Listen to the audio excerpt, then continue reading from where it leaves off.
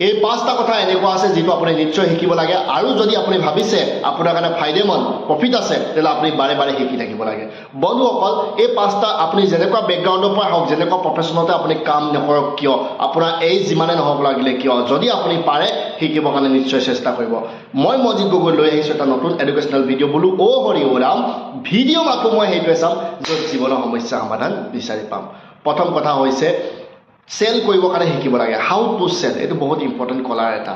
দুই নম্বৰ কথা হৈছে আলোচনা কেনেকৈ কৰিব লাগে মানুহৰ লগত নেগচিয়েশ্যন স্কিল বহুত ইম্পৰ্টেণ্ট তিন নম্বৰ কথা হৈছে টাইম মেনেজমেণ্ট যদি আপুনি কৰা নাই তেতিয়াহ'লে আজি কৰা আৰম্ভ কৰক এইটো আপোনাক জীৱনত বহুত ওপৰলৈ লৈ যাব